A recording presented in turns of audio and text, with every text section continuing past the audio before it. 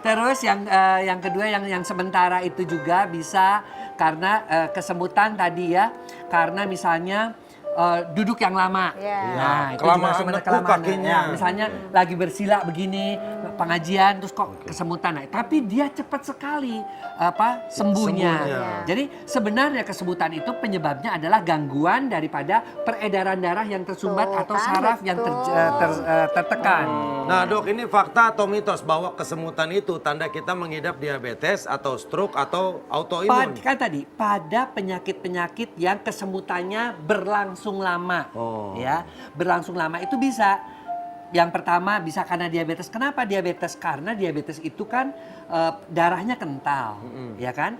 Kemudian terjadi penyumbatan pada syaraf-syaraf juga. Dokter, Akibatnya lihat timbul nih, nakal kesemutan. banget gak didengerin deh. Tadi dokter ngomong, padahal yang kesemutan dia.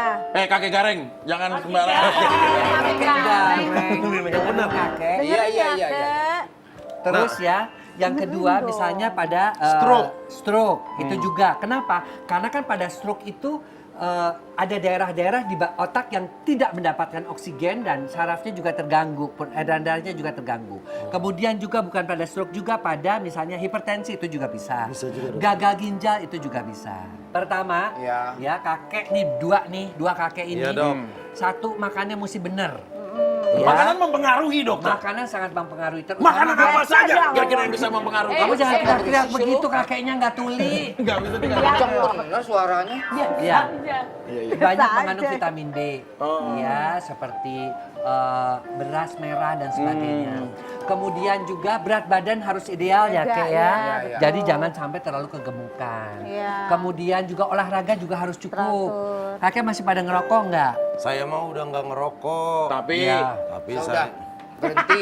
Berhenti kan? Ya udah, itu juga nggak boleh. Minuman keras juga nggak boleh. Enggak lah, masa minumnya keras. minuman keras udah enggak Minuman kan? keras. Ngerokok udah enggak. Minuman Kebiasaan apa cair kira-kira yang lah. masih ada? kalau saya perokok pasif, Dok. Kalau dia perokok aktif. Enggak. Karena kalau perokok pasif kan gini nih, rokoknya ke mulut. Kalau perokok aktif, mulutnya ke rokok.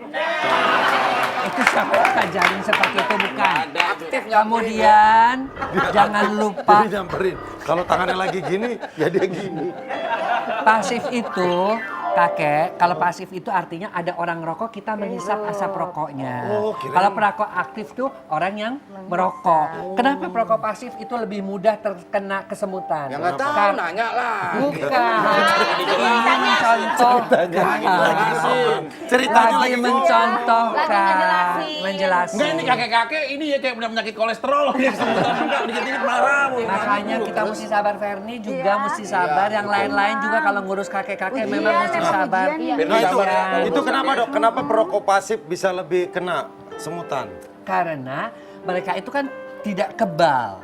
Kalau orang yang aktif kan sudah pelan-pelan terus akhirnya saraf-sarafnya pembuluh darahnya udah mulai kebal. Tapi yang pasif itu kan dia tidak pernah kena asap rokok, jadi sekalinya kena asap rokok juga menjadi lebih mudah rentan.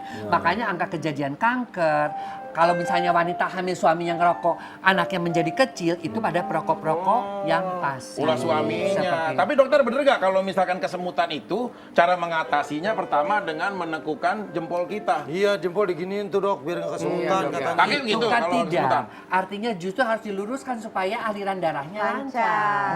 Tapi kalau memang dia kejepitnya di situ, diluruskan bisa. Harus stretching juga Ya, kali stretching ya, juga.